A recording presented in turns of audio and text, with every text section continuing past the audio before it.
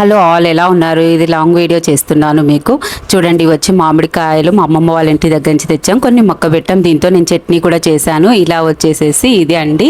And డిఫరెంట్గా ఆవపిండి కాదు, ఇది వచ్చేసేసి అల్లము బెల్లం వేసి చేశాను. ఇలా అల్లం పేస్ట్ చేసేసుకోవాలి. మామిడికాయ ముక్కలు కోసుకొని అలా బెల్లం కూడా సన్నగా తరిగేసేయాలండి. తరిగేసేసుకొని మొత్తము మంచిగా వీటిని మూడింటిని, మామిడికాయ ముక్కల్ని బెల్లంని అన్నిటిని కలిపేసుకోవాలి. ఫస్ట్ అయితే అల్లం పేస్ట్ చేసి పెట్టుకోవాలి. మీ కొలతలు కూడా నేను చెప్తాను. వచ్చేసేసి ఒక గ్లాస్, అంటే మనం ఏదైనా కొలత తీసుకున్న దానికి 4 మామిడికాయ ముక్కలకిను అలాగా అదే సేమ్ ఒక గ్లాస్ ఉప్పు. చూడండి, నేను కళ్ళుప్పు చేసుకున్నాను. అలా 3 కలిపేసుకోవాలి. ముందలా ఫస్ట్ అల్లం పేస్ట్ అలా చేసేసుకోవాలి. చేసుకున్నాక ఈ మామిడికాయ ముక్కల్ని బెల్లంని బాగా సన్నగా తరగాలి. ఈ ఉప్పుని అదే కొలత అండి. ఆ కొలతతో 4 మామిడికాయ ముక్కలకు 1 ఉప్పు అండ్ 1 అల్లము, చిన్నులపాయలు అలా వేసి పేస్ట్ చేసుకున్నాను. అండ్ సేమ్ అదే గిన్నెతో 1 కారం. అలా చూడండి, 3టిని కలుపుకున్నాను కదా. బెల్లమును, ఉప్పు, కళ్ళుప్పు, మామిడికాయ ముక్కల్ని పేస్ట్ చేసుకోవాలి.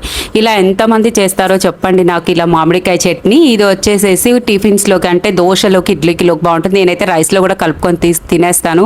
చాలా బాగుంటుంది. ఇలా ట్రై చేయండి.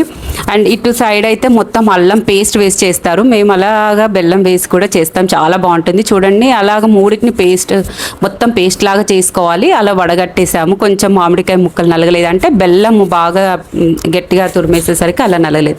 ఇలా అల్లం పేస్ట్ని కూడా కలిపేసేయాలి. మనం ఏదైతే అల్లం చిన్నులపై పేస్ట్ చేసాం కదా, అది కూడా కలిపేయాలి. మొత్తము మనం మామిడికాయ పేస్ట్ చేసిన దాంట్లో చూడండి, కారం కూడా వేసేసాను. మొత్తం అంతా బాగా కలుపుకోవాలండి ఫస్ట్. తర్వాత ఇది వచ్చేసి మెంతు పొడి కొంచెం వేసుకోవాలి. టేస్ట్ గురించి మెంతు పొడి బాగుంటుంది కదా.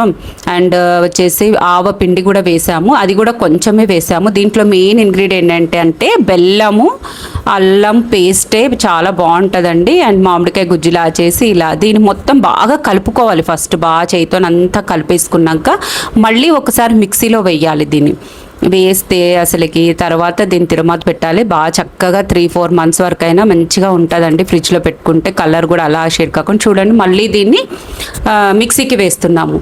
చాలా టేస్టీగా ఉంటుంది దోశల్లోకి, ఇడ్లీలోకి. ఈ రెసిపీ నచ్చితే మీరు కూడా ఇలా ట్రై చేయండి. వచ్చేసి మీ కొలత ఏదైనా సరే, చిన్న గ్లాస్ కొలతకి 4 మామిడికాయ ముక్కలును ఇలా నేను చెప్పినట్టు ఇలా చేయండి. చాలా బాగా కుదురుతుంది. చూడండి, అంతా పేస్ట్ని అలా చేసేసి మంచిగా నేను పప్పుల నూనె వేశాను, నువ్వుల నూనె వేశాను. చూడండి ఎంత బాగా వచ్చేసింది. అలా మెత్తగా అయిపోవాలి, పేస్ట్ లాగా అయిపోవాలి చక్కగా. పప్పుల నూనె, నువ్వుల నూనె వేసి తిరమాత పెట్టేసుకోవడం. చిన్నులపాయలు, శనగపప్పు అది వేసేసి కరివేపాకు, ఎండుమిరపకాయలు వేసి మనం తిరమాత పెట్టేసేసుకోవాలండి. చాలా టేస్ట్ అయింది. ఆ బెల్లం కొలత చెప్పలేదు కదా మీకు. బెల్లం వచ్చేసి నేను 3 వేసాను. నాకు కొంచెం తక్కువ అనిపిస్తే బెల్లం కూడా మళ్ళీ కొంచెం తురుమేసి అలా కలిపేశాను. బాగా కరిగిపోయిందండి, బాగా చక్కగా ఉంది. అండ్ ఈ రెసిపీ నచ్చితే మీకు లైక్ చేయండి, షేర్ చేయండి, సబ్స్క్రైబ్ చేయండి మన ఛానల్ని కొత్తగా చూసిన వాళ్ళైతే. Thank you so much.